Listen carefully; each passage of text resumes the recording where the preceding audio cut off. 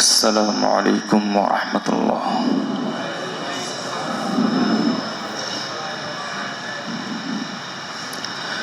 يا رب لك الحمد كما ينبغي لك لجلال وجهك وعظيم سلطانك. اللهم صل وسلم على محمد وعلى آله وأصحابه وبارك. أما بعد، فقد قال الله تبارك وتعالى في كلامه المجيد وفرقانه الحميد: أعوذ بالله من الشيطان الرجيم. بسم الله الرحمن الرحيم. ولن ترضى عنك اليهود ولا النصارى حتى تتبع ملتهم. وقال النبي صلى الله عليه وسلم: من تشبه بقوم فهو منهم. وقال النبي صلى الله عليه وسلم: المرء مع من أحبه. أو كما قال النبي صلى الله عليه وسلم. সমস্ত প্রশংসা আল্লাহ তাআলার জন্য। আল্লাহ তাআলা আমাদেরকে পবিত্র জুমার নামাজ আদায় করার লক্ষ্যে আল্লাহর ঘর মসজিদে আসার তৌফিক দান করেছেন, আলহামদুলিল্লাহ।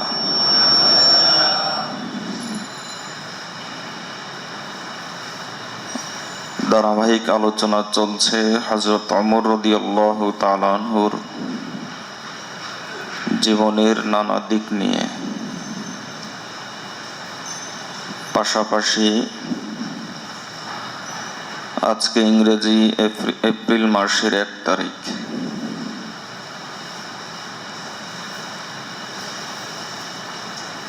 বিগত 500 বছর আগে 1942 খ্রিস্টাব্দে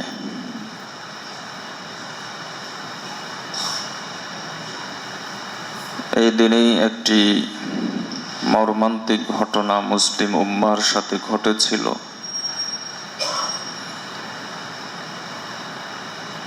আজকে সেই ঘটনা এবং ঘটনার পুনরুল্লেখ করে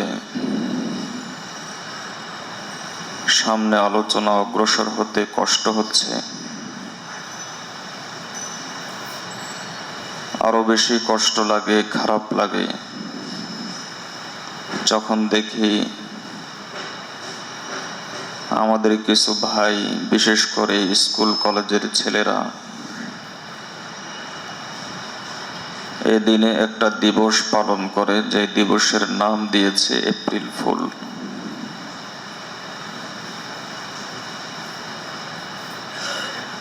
অথচ এই দিবসের সাথে কোন ইতিহাস জড়িত, সেই ইতিহাস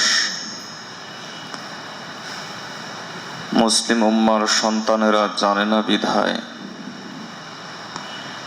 অথবা জানলেও ইমানের লেভেল এতটাই কম যে এ নিয়ে কোনো মাথা ব্যথা নাই, এ নিয়ে কোনো চিন্তা নাই, টেনশন নাই, তাই এই দিবসটা পালন করে থাকে।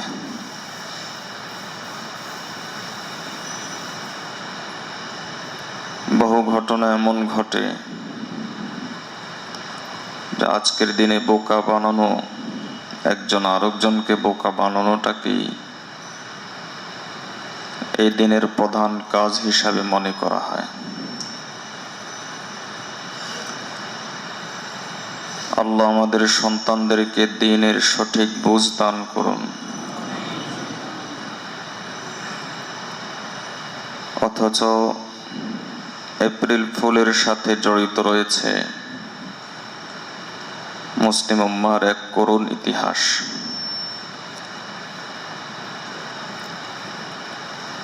যে ইতিহাসের সম্পর্ক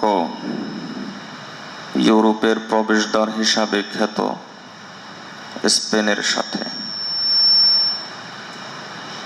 স্পেন তার বর্তমান নাম, এর পূর্ববর্তী নাম ছিল আন্দলুস।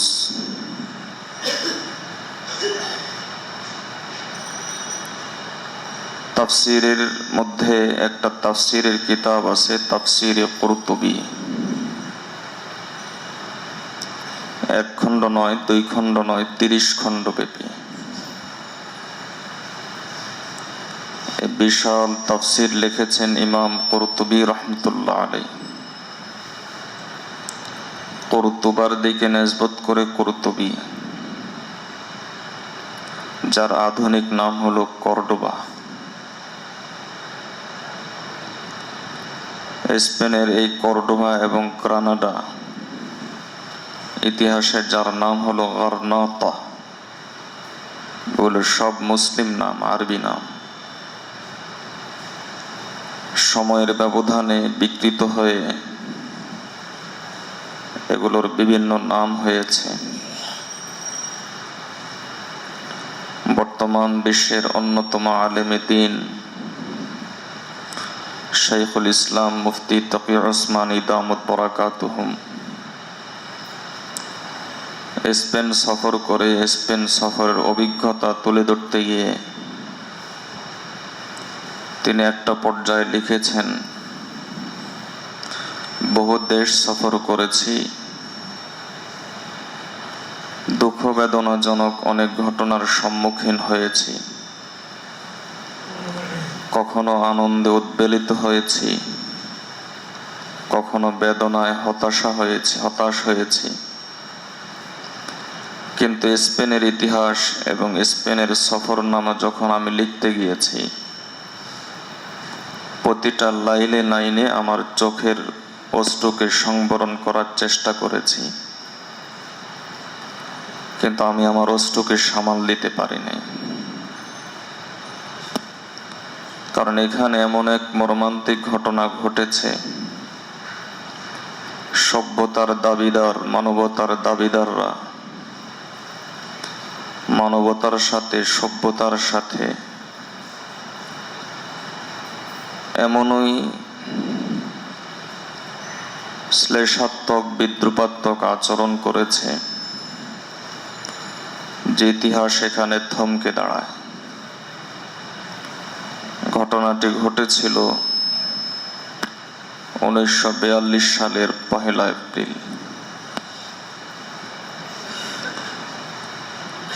এই এপ্রিলের এই তারিখের আগ পর্যন্ত স্পেন মুসলমানরা শাসন করেছে 1 বছর নয়, 2 বছর নয়, 100 বছর নয়, সুদীর্ঘ 800 বছর পর্যন্ত। জ্ঞান বিজ্ঞানে উন্নতির চরম শিখরে যারা আজকে উঠেছে বলে দাবি করে, তারা আজকের এই আধুনিক জ্ঞান বিজ্ঞান স্পেন থেকেই পেয়েছে, যে স্পেন ছিল মুসলমানদের। কিন্তু মুসলমানদের মধ্যে যখন বিলাসিতা চলে আসলো, আল্লাহকে ভুলে গিয়ে যখন তারা দুনিয়াকে একমাত্র লক্ষ্যবস্তু মনে করলো, তখন আল্লাহ তাদের উপর চাপিয়ে দিলেন ইংরেজ রাজা ফার্ডিন্যান্ড এবং পর্তুগিজ রানী ইসাবেলাকে। ফার্ডিন্যান্ড বিয়ে করেছিল রানী ইসাবেলাকে। 2 খ্রিস্ট শক্তি ঐক্যবদ্ধ হয়ে তারেক বিন জিয়াদ রহমতুল্লাহের হাতে বিজিত স্পেনকে দখল করার জন্য তারা এক চক্রান্তে মেতে উঠেছিল। স্পেন মুসলমানদেরকে উপহার দিয়েছিলেন তিনি ছিলেন বিশিষ্ট তাবেঈ হযরত তারেক বিন জিয়াদ রহমতুল্লাহ আলাইহি। আমি একবার বলেছিলাম, মুসলিম বিশ্বের মানচিত্রে যে 50-52টি রাষ্ট্র পাওয়া যায় এবং এরকম আরো বহু রাষ্ট্র মুসলিম বিশ্বে ছিল, যে একটা রাষ্ট্র, যে রাষ্ট্রগুলি নিয়ে আজকে আমাদের এত বাহাদুরি, একটা রাষ্ট্র, এক বিঘত জমিনও মুসলিম বিশ্বের আমরা উদ্ধার করতে পারি নাই। এগুলোর সবগুলো হলো হয় তাবেঈ যুগের, হয় সাহাবী যুগের কোনো সাহাবার উপহার, অথবা তাবেঈ যুগের কোনো তাবেঈর উপহার, অথবা তাবেঈ যুগের কোনো তাবেঈর উপহার। চাই সেটা আমার বাংলাদেশ বলেন অথবা মুসলিম বিশ্বের মানচিত্রের অন্য কোনো রাষ্ট্রে হাত রাখেন, কোনোটাই আমরা মূলত মূলের দিক থেকে আবিষ্কার করতে পারি নাই। এই ভারতবর্ষ গোটাটা মুসলিম বিশ্বকে যিনি উপহার দিয়েছিলেন তিনি ছিলেন মুহাম্মদ ইবনে কাসিম রহমতুল্লাহ আলাইহি, একজন তাবেঈ ছিলেন। স্পেন যিনি উপহার দিয়েছিলেন মুসলিম বিশ্বকে তিনি ছিলেন হযরত তারিক বিন জিয়াদ রহমতুল্লাহ আলাইহি, একজন তাবেঈ ছিলেন। হযরত তারিক বিন জিয়াদ রহমতুল্লাহ আলাইহি পরবর্তীতে হয়তো এমন হয়েছে জালিম এবং মজলুমের ভিত্তিতে মুসলমানরা নিজেরা রাষ্ট্রকে আলাদা করে নিয়েছে। একটা স্বাধীন রাষ্ট্র জালিম থেকে ছুটে এসে উদ্ভব হয়েছে, যেমন আমাদের বাংলাদেশ সহ অনেক রাষ্ট্র এরকম আছে। কিন্তু মুসলিম রাষ্ট্র হিসাবে যতগুলো রাষ্ট্র আছে সবগুলোই হলো হয় সাহাবীদের উপহার, অথবা তাবেঈদের উপহার, অথবা তাবেঈর উপহার। হযরত তারিক বিন জিয়াদ রহমতুল্লাহ আলাইহি একজন তাবেঈ ছিলেন। স্পেন মুসলমানদেরকে উপহার দিয়েছিলেন একদল জানবাজ মুজাহিদ নিয়ে তিনি স্পেন আক্রমণ করেছিলেন। পেছনে ছিল নদী, সাগর, সামনে ছিল পাহাড়, আর আরেক সাইডে ছিল স্পেন প্রবেশের প্রবেশদ্বার। তারিক বিন জিয়াদ রহমতুল্লাহ আলাইহি যেই নৌযানগুলোতে উঠে তিনি স্পেনের মাটিতে তার পবিত্র পা রেখেছিলেন, সেগুলো জালে দিয়ে মুসলিম মুজাহিদ বাহিনীকে বললেন পেছনে সাগর আর পাহাড়, এখন একটাই পথ, হয় পাহাড়ে ক্রলিং করে মারা যাও, অথবা সাগরে ঝাঁপ দিয়ে মারা যাও, অথবা হয় শহীদ হও না হয় বিজয়ী হও। মুসলিম মুজাহিদরা শেষ পথ বেছে নিয়েছিলেন। আল্লাহ তাআলা মুসলমানদের প্রতিজ্ঞাকে পূরণ করেন। কোরআন মজিদে আল্লাহ তাআলা বলেছেন ফাইজা আযামতা ফাতাওয়াক্কাল আলাল্লাহ, যদি তোমরা কোনো কাজে প্রতিজ্ঞ হয়ে যাও তাহলে আল্লাহর উপর তাওয়াক্কুল করে ফেলো, আল্লাহ পূরণ করে দিবেন। তারিক বিন জিয়াদ রহমতুল্লাহ আলাইহি এবং তার মুজাহিদ বাহিনীর এই দৃঢ় প্রতিজ্ঞা আল্লাহ পূরণ করেছেন। স্পেন মুসলিম বিশ্বকে তিনি উপহার দিতে সক্ষম হয়েছেন। তারপর ইতিহাস ভিন্ন। এই স্পেন সভ্যতার ইতিহাস, এই স্পেন শিক্ষার ইতিহাস, এই স্পেন সংস্কৃতির ইতিহাস। তৎকালীন রোমের রাজা, যাকে আমরা বর্তমানে ইটালি বলি, যেখানে যাওয়ার জন্য আমাদের ছেলেরা সাহারা বনভূমিতে প্রাণ দেয়, সামান্য ভিসার জন্য জুতার ক্ষয় করে, আজকে আমরা তাদের কাছে ফকির। এক সময় তারা ছিল আমাদের কাছে ফকির। ইটালির রাজা স্পেনের রাজার কাছে চিঠি লিখেছিল, আমরা খ্রিস্টানরা জ্ঞান বিজ্ঞান সভ্যতার দিক থেকে অনেক পিছিয়ে আছি, তোমরা অনেক অগ্রসর, এজন্য তোমাদের ইউনিভার্সিটিগুলোতে, শিক্ষা প্রতিষ্ঠানগুলোতে, তোমাদের মাদ্রাসাগুলোতে আমাদের খ্রিস্টান ছেলেদেরকে পড়ার সুযোগ করে দাও। এটা তোমাদের প্রতি আমাদের বিশেষ দরখাস্ত, আবেদন। স্পেনের রাজা দয়া পরবশ হয়ে খ্রিস্টান ছেলেদেরকে ওই দিনের স্পেনের জামিয়াগুলোতে, ওই কালের স্পেনের বিশ্ববিদ্যালয়গুলোতে ইটালির ছেলেদেরকে পড়ার সুযোগ দিয়েছিল। আজকের খ্রিস্টানদের জ্ঞান বিজ্ঞানের ইতিহাস এখান থেকে শুরু। এর আগে মুসলমানরাই জ্ঞান বিজ্ঞান সর্বদিক থেকে, মুসলমানরাই গোটা পৃথিবী শাসন করেছিল। আমরা জানি না আমাদের পরিচয় কি। আমরা আত্মভোলা জাতিতে পরিণত হয়েছি, ব্যক্তিত্বহীন জাতিতে পরিণত হয়েছি। আজকে আমাদের মাঝে আত্মমর্যাদা বোধ বলতে কোনো কিছু নাই। অথচ রাসূলুল্লাহ সাল্লাল্লাহু আলাইহি ওয়াসাল্লাম এক হাদিসের মধ্যে বলেছেন, ঈমানের একটা আলামত হলো ঈমানি আত্মমর্যাদা বোধ।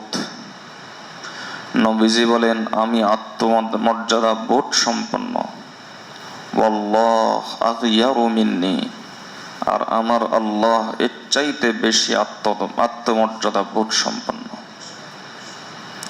আজকে আমরা গোলামি করতে বেশি পছন্দ করি। স্পেনের সেই রানী ইসাবেলা, রাজা ফার্ডিন্যান্ড ধোঁকার আশ্রয় নিয়ে স্পেনের তৎকালীন মুসলিম রাজা যে বিলাসিতার ভিতরে ডুবে গিয়েছিল, তার পুত্র এর নাম ছিল আবু আবদুল্লাহ, রাজার নাম হলো হাসান। আবু আবদুল্লাহকে তার বাবার বিরুদ্ধে খেপিয়ে তুলল রানী ইসাবেলা এবং রাজা ফার্ডিন্যান্ড। একটা পর্যায়ে আবু আবদুল্লাহ তার বাবার বিরুদ্ধে বিদ্রোহ করে বসল।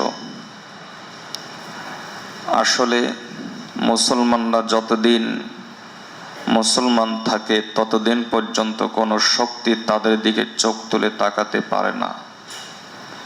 এটা কেবল ইতিহাস নয়, এটা ১৫০০ বছরের অভিজ্ঞতা এবং ১৫০০ বছর থেকে ছড়ে আসা মুসলিম উম্মার পক্ষ থেকে অমুসলিমদের প্রতি একটা চ্যালেঞ্জ। আল্লাহ আমাদেরকে এই ঐতিহাসিক সত্য এবং বাস্তবতাটা বুঝার তৌফিক দান করুন। ধোঁকার আশ্রয় নিয়ে ছেলেকে যখন বাবার বিরুদ্ধে খেপিয়ে তুলল, স্পেনের তৎকালীন রাজপ্রাসাদের নাম ছিল আলহামরা, যার ইংলিশ করলে হয় রেড হাউস, যেমন হোয়াইট হাউস। আলহামরা রাজপ্রাসাদ ছিল। আবু আবদুল্লাহ সেই রাজপ্রাসাদে ইংরেজ রাজাদের মাধ্যমে, তাদের সহযোগিতার মাধ্যমে ঢুকলো, বাবাকে হত্যা করলো। কিন্তু এটাও আবার একটা ঐতিহাসিক সত্য যে ইহুদি খ্রিস্টানরা যতক্ষণ পর্যন্ত তাদের কাজে আসে ততক্ষণ পর্যন্ত কাজে লাগায়, যখন কাজ শেষ টিস্যু পেপারের মতো ছুঁড়ে ফেলে দেয়। আমাদের দেশে জেএমবি প্রধানদের সাথে এরকমই হয়েছিল। দালালি করেছিল ইহুদি খ্রিস্টানদের, কাজ শেষ ছুঁড়ে ফেলে দিয়েছে। মীর জাফরের সাথে এমনই হয়েছিল, মীর কাসেমের সাথে এমনই হয়েছিল, ঘসেটি বেগমদের সাথে এমনই হয়েছিল, আবু আবদুল্লাহর সাথেও এমনই হয়েছে। আবু আবদুল্লাহকে শেষ পর্যন্ত রাজা ফার্ডিন্যান্ড এবং রানী ইসাবেলা বলল, সন্তান হয়ে বাবার বিরুদ্ধে যেই লোকটা বিদ্রোহ করতে পারে, সেই লোকটা আমাদের বিরুদ্ধে বিদ্রোহ করবে না, তার প্রমাণ কি? শেষ পর্যন্ত অত্যন্ত মর্মান্তিকভাবে বস্তায় ঢুকিয়ে বস্তার উপর বিভিন্নভাবে নির্যাতনের নতুন নতুন পথ আবিষ্কার করে কখনো সুই ফুটিয়ে, কখনো সেটার উপর গরম উত্তপ্ত পানি ঢেলে দিয়ে তারপরেও রোদের মধ্যে শুকিয়ে রেখে এভাবেই তাকে মেরে ফেলল। সব দালালদের ইতিহাস এমনই হয়। তো এভাবে যখন স্পেনের পরাজয় হলো, মুসলমানরা হতাশার ভিতর পড়ে গেল। মুসলমানদের কেন্দ্রীয় শাসন বলতে কোনো কিছু থাকলো না। এই হতাশার ভিতরে রাজা ফার্ডিন্যান্ড তাদেরকে সামান্য আশার বাণী শোনালো। বলল, তোমরা যারা মসজিদে তোমাদের এবাদত গৃহে মসজিদে আশ্রয় গ্রহণ করবে, কিংবা যারা মরক্কো যেতে চায়, আমি জাহাজের ব্যবস্থা করেছি। এই জাহাজগুলোতে উঠে যারা মরক্কো পাড়ি দিতে চায় তাদেরকে আমি ব্যবস্থা করে দেব। তো অনেক মুসলমান নতুন জীবন পাওয়ার আশায় সেই জাহাজগুলোতে উঠল। অনেক মুসলমান মসজিদে আশ্রয় নিল। আর সকল মুসলমান যখন এভাবে মসজিদের ভিতর ঢুকে গেল, কেউ মসজিদের ভিতরে, কেউ বা ওই জাহাজের মধ্যে, আর ঠিক সেই সময়ে সকল মুসলমানকে এভাবে ধোঁকাবাজির মাধ্যমে একসাথ করে জড়ো করে মসজিদগুলোর বাইরে তালাবদ্ধ করে সেগুলোকে আগুন দিয়ে জ্বালিয়ে দিল। এটাই হলো যারা মানবতার দাবি করে তাদের ইতিহাস। আজকে যারা মানবতা বলে, হিরোশিমা নাগাসাকিতে কোনো মুসলিম রাজা পারমাণবিক ফেলে নাই। এই তথাকথিত সভ্যতার দাবিদাররাই ফেলেছে। স্পেনের এই করুণ ইতিহাস লক্ষ লক্ষ মুসলমানের শাহাদাতের ইতিহাস। একদিকে মসজিদগুলো জ্বালিয়ে দিল, আর আরেকদিকে সেই জাহাজগুলোকেও জ্বালিয়ে দিল। লক্ষ লক্ষ মুসলমানদের শাহাদাতের ইতিহাস কথিত এই সভ্যতার দাবিদারদের হাতের মাধ্যমেই রচিত হয়েছে। কিন্তু দুঃখজনক হলো সত্য যে ইসলাম এত কষ্টের বিনিময়ে আমাদের কাছে এসেছে। রাসূলুল্লাহ সাল্লাল্লাহু আলাইহি ওয়াসাল্লামের সাহাবায়ে কেরামের মাত্র 10,000 সাহাবীর পবিত্র কবর সৌদি আরবের ভূমিতে পাওয়া যায়। আর যে লক্ষাধিক সাহাবী, তারা যে ইসলামকে প্রচার করার জন্য, প্রসার করার জন্য পৃথিবীর এই প্রান্ত থেকে ওই প্রান্ত চলে গিয়েছেন, তা বেঈদের ইতিহাস, কোটি কোটি শাহাদাতের ইতিহাস। বরং বলতে পারি আমাদের নবী মুহাম্মদুর রাসূলুল্লাহ সাল্লাল্লাহু আলাইহি ওয়াসাল্লাম, যার এক ফোঁটা রক্তের কাছে কোটি কোটি শাহাদাত কিছুই নয়, অথচ তার রক্ত ঝরা ইতিহাস ইসলামের ইতিহাস। সেই ইসলামটা আজকে আমাদের কাছে অনেকটা সারপ্রাইজ হয়ে গেছে, বিরল বিষয় হয়ে গেছে। ইসলাম আজ আমাদের কাছে পালন করাটা লজ্জার বিষয় হয়ে গিয়েছে। কে আকীদার ক্ষেত্রে বলি, কে ইবাদতের ক্ষেত্রে বলি, কি সামাজিকতার ক্ষেত্রে বলি, কি পারিবারিক ক্ষেত্রে বলি, একটা বিয়ে শাদী লাগলে শুধু ইজাব কবুল, প্রস্তাব গ্রহণ, এই দুইটা জিনিস ছাড়া, সাক্ষী ছাড়া, একজন হুজুরের উপস্থিতি ছাড়া বাকি পুরা বিয়ের কর্মকাণ্ডটাই অমুসলিমদের সংস্কৃতিতে পরিচালিত হয়। এটাই হলো আমাদের কাছে আমাদের ইসলাম। আজকে অফিস আদালতে যদি দাড়ি নিয়ে কেউ যায়, সবাই তার দিকে চোখ বড় করে তাকায়, কেমন যেন ভিন্ন গ্রহ থেকে কোনো প্রাণী এখানে নেমে এসেছে। আমাদের কাছে ইসলাম আজকে এতটাই অপাংতেয়, এতটাই অতিরিক্ত বস্তুতে পরিণত হয়েছে। আজকে আমাদের মেয়েদেরকে যখন আমরা কোনো অনুষ্ঠানে পাঠাতে চাই, সে কোনো অনুষ্ঠানে যেতে চায়, তখন তাকে বেপর্দায় বের করে দেওয়াটাকেই আমি আমার পারিবারিক স্ট্যাটাস মনে করি। আমি মনে করি যে যদি সে বোরকা পরে যায়, মানুষ কি বলবে, পাশে লোকে কি বলবে। ইসলাম আমাদের কাছে এতটাই লজ্জার, এতটাই শরমের বস্তুতে পরিণত হয়েছে। আজকে আমাদের পরিস্থিতি এরকম হয়ে গিয়েছে, বিজাতীয় সংস্কৃতি অনুসরণ করাটাই যেন আমাদের কৃতিত্ব। আমি ঢাকা শহর বাড়ির মালিক, আমার বাসার টেলিভিশনের সাইজটা যদি বড় না হয় আর এটা যদি ডিজিটাল না হয়, তাহলে তো আমার লজ্জা শরম কোথায় যাবে, আমার মান সম্মান কোথায় যাবে। আমি কোটিপতি, আমার মেয়ের বিয়ে, আমার ছেলের বিয়েতে যদি লাইটিং না হয়, দুই একটা গানের অনুষ্ঠান না হয়, তাহলে আমার অবস্থাটা কোথায় যাবে, আমার স্ট্যাটাস কোথায় দাঁড়াবে। এই অবস্থায় ইসলাম আমরা নিয়ে এসেছি, এই পরিস্থিতিতে আমরা ইসলাম নিয়ে এসেছি।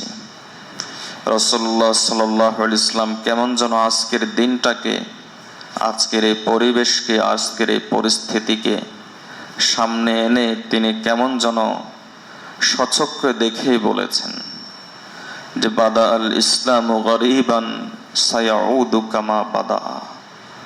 একটা দিন এমন আসবে, ইসলাম গ্রহণকারীর সংখ্যা কম ছিল, ইসলামের উপর যারা চলতো, ঈমান নিয়ে যারা বেঁচে থাকতো, তাদের সংখ্যা সমাজের মধ্যে কম ছিল।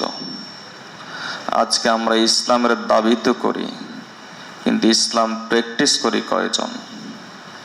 ঈমানের দাবি তো করি, ঈমানের দাবি আদায় করি কয়জন? আজকে আমরা মুসলমান আইডেন্টি কার্ডের নাম লেখানোকে তো গর্ব মনে করি। এটা গর্ব মনে করাই উচিত, এটা আমি নিষেধ করি না। কিন্তু আমার এই পরিচয় নিচকই যদি পরিচয়ের মধ্যে সীমাবদ্ধ থাকে, তাহলে আমি কি ইসলামের সাথে এক প্রকার ধোঁকাবাজিতে লিপ্ত হচ্ছি না? আমি কি ইসলামের সাথে এক প্রকার খেয়ানতে লিপ্ত হচ্ছি না? এমনও শুনেছি, মেয়ে যখন পর্দা করে মা বলে পর্দার বয়স হয়েছে নাকি, আমি তো এখন পর্দা করি না। ছেলে যখন দাড়ি রাখে বাবা বলে দাড়ি রাখার বয়স হয়েছে নাকি, আমি তো এখন দাড়ি রাখি না। 50-60 বছরের ওই মানুষটা যুবক হতে চায় এখনো, আর সন্তান যখন দাড়ি রাখে তখন তাকে কটাক্ষ করে।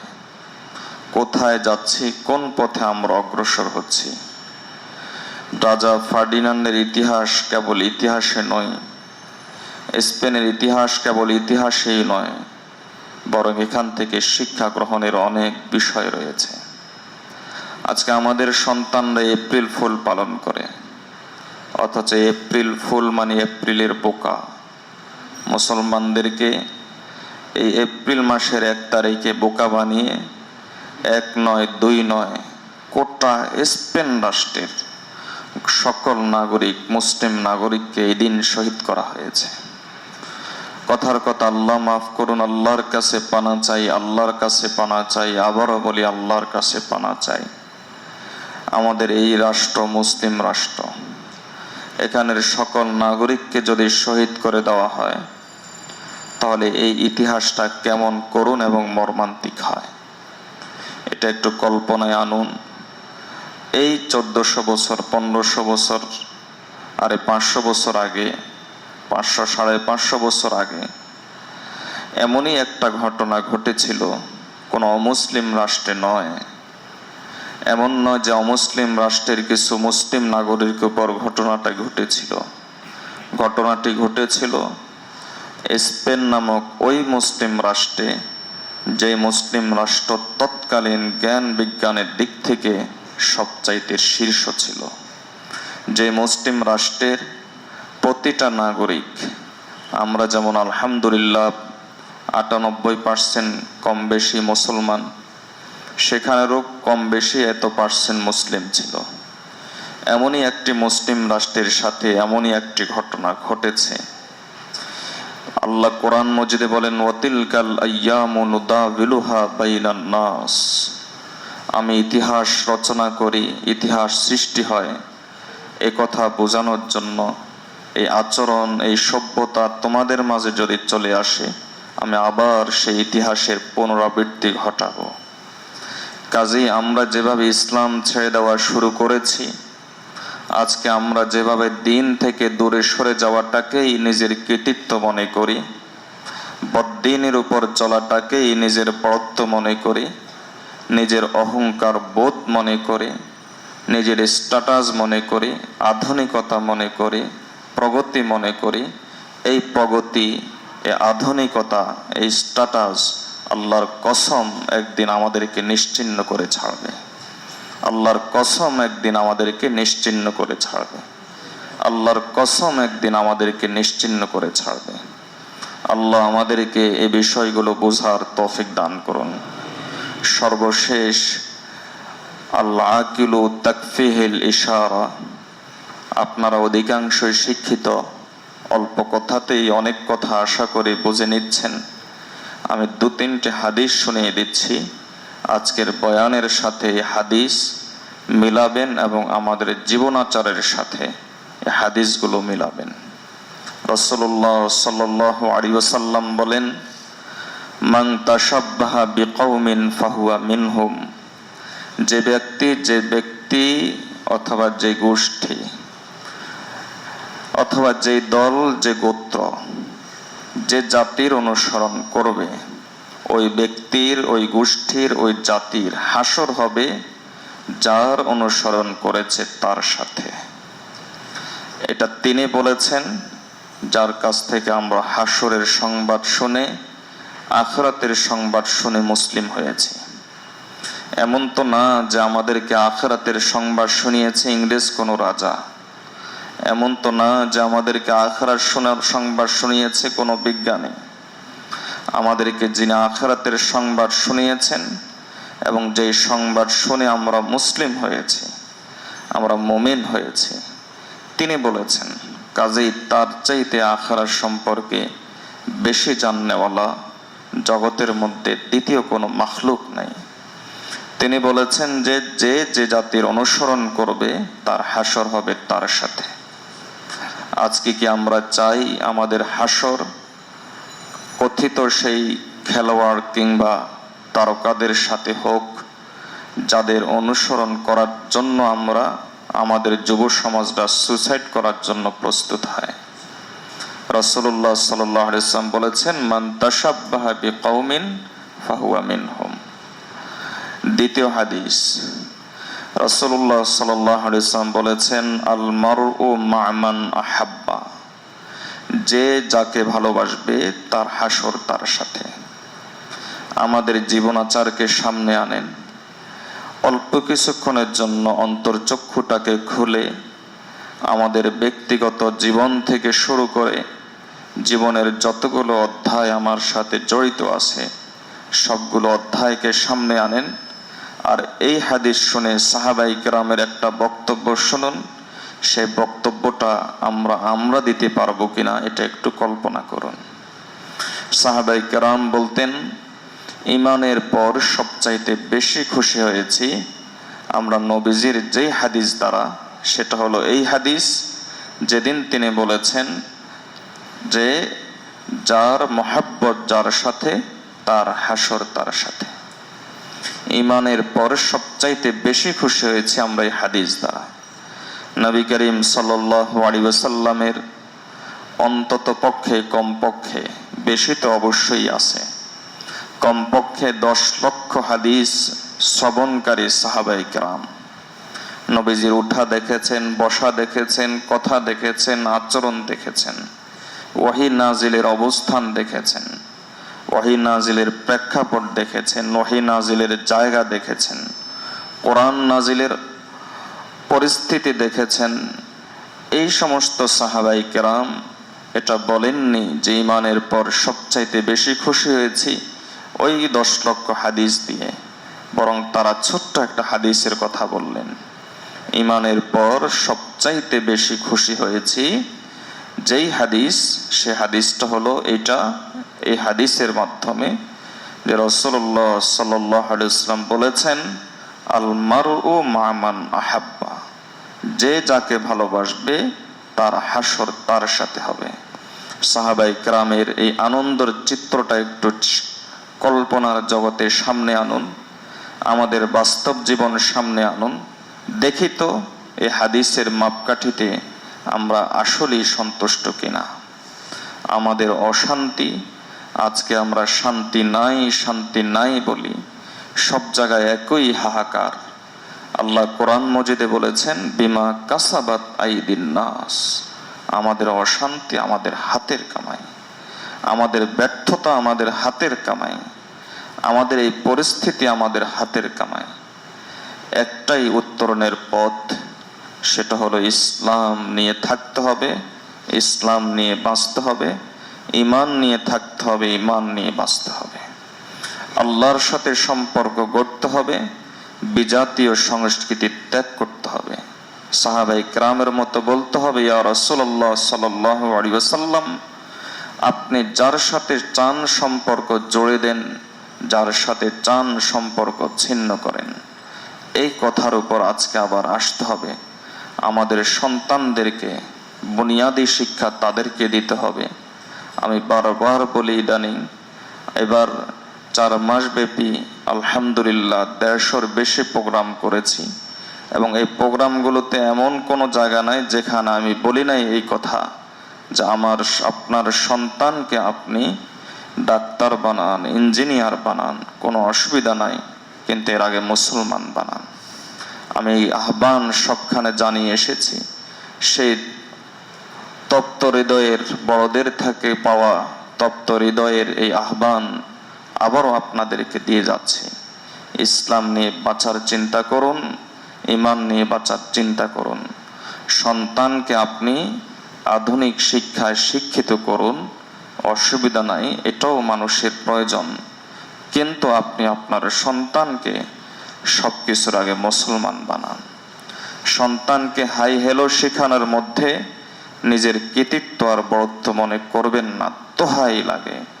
সন্তানকে সালাম শিখান, সন্তানকে আল্লাহ আল্লাহ জিকির শিখান, সন্তানকে আল্লাহ আল্লাহ জিকির শিখান। কোনখানে আলহামদুলিল্লাহ বলতে হবে, কোনখানে সুবহানাল্লাহ বলতে হবে, থ্যাংক ইউর পরিবর্তে জাযাকাল্লাহ শিখান, ওয়াওর পরিবর্তে সুবহানাল্লাহ শিখান। এগুলো শিখান। আল্লাহ আমাদেরকে, আমাদের সন্তানদেরকে ঈমানি পরিবেশের উপর গড়ে ওঠানোর তৌফিক দান করুন। খুব করুণ পরিস্থিতি সামনে চলে আসছে। যেভাবে আমাদেরকে ইন্টারনেটের জাল যেভাবে ঘিরে ধরেছে, এই জাল থেকে ছিন্ন বের হওয়ার একটাই পথ, সেই পথটা হলো ঈমানের বীজ বপন করতে হবে, ঈমানের বীজ বপন করতে হবে। আল্লাহ আমাদেরকে আমল করার তৌফিক দান করুন। শেষ করে দিচ্ছি হযরত আবু দারদা রাদিয়াল্লাহু তাআলা সেই কথাটাকে স্মরণ করে দিয়ে। তিনি বসে আছেন অত্যন্ত চিন্তিত অবস্থায়, মাথাটা তার 2 পায়ের মাঝখানে, তখন 2 হাঁটুর মাঝখানে। একজন এসে বললেন, ওগো আল্লাহ রাসূল সাল্লাল্লাহু আলাইহি ওয়াসাল্লাম, সাহাবী আপনি এত চিন্তিত কেন? তিনি তার সামনে পড়ে থাকা গমের দানাটা তুলে নিয়ে বললেন, যে যেদিন থেকে নবীজির হাতে হাত দিয়েছি সাল্লাল্লাহু আলাইহি ওয়াসাল্লাম, সেদিন থেকে এই পরিমাণ গুনাহ করেছি কিনা আমার মনে নাই, কিন্তু আমি তো টেনশনে আছি, আল্লাহর তো আমাদের ঈমানের দরকার নাই। আল্লাহ কোরআন মজিদে বলেছেন, ওই মুসলিম উম্মাহ, যদি তোমরা আমাকে ভালোবাসা ছেড়ে দাও, আমি আরেকটা জাতি তৈরি করব, তোমাদেরকে শেষ করে দেব, তোমাদেরকে আমি নিশ্চিহ্ন করে দেব, মিটিয়ে দিব। মিটিয়ে দিয়ে আমি আরেকটা জাতি তৈরি করব, যে জাতি ইউহিব্বুহুম ওয়া ইউহিব্বুনাহু, যে জাতি আমাকে ভালোবাসবে, আমি তাদেরকে ভালোবাসবো। আমার ভালোবাসার উপর অন্য কোনো ভালোবাসা প্রাধান্য দিয়ে মুসলিম নাম ধারণ করে মুসলিম উম্মাহ হিসেবে টিকে থাকবে, আমি অহংকারী, আল্লাহ এটা সহ্য করব না। আল্লাহ বলেন, আমি আরেকটা জাতি তৈরি করব। কিভাবে তৈরি করবেন? পরিবেশ পরিস্থিতির সামনে আনলে আমরা সকলেই বুঝি সেটা। আল্লাহ আমাদেরকে এই বিষয়গুলো বোঝার তৌফিক দান করুন। আবু দারদা রাদিয়াল্লাহু তাআলা বলেন, আমি তো টেনশনে আছি, আমার ঈমানের তো আল্লাহ দরকার নাই, যদি আল্লাহ দরকার নাই বলে ঈমান ফেলে দেন, এজন্য তিনি শেষ কথাটা যে কথাটা সেটা বলেন, দুনিয়াবাসীকে শুনিয়ে দাও, বলে দাও আমি আবু দারদার পক্ষ থেকে, যার অন্তরে ঈমানের ব্যাপারে বিন্দুমাত্র ফিকির নাই, টেনশন নাই, আশঙ্কা আছে সেই লোকটা বেঈমান হয়ে মরার। আল্লাহ আমাদেরকে বিজাতীয় সংস্কৃতি ত্যাগ করে ঈমান নিয়ে চলার, ইসলামের উপর থাকার, ইসলামের উপর মরার তৌফিক দান করুন। ওয়ামা আলাইনা ইল্লাল বালাগ। যারা সুন্নাত পড়েন নাই, সুন্নাত পড়েনি।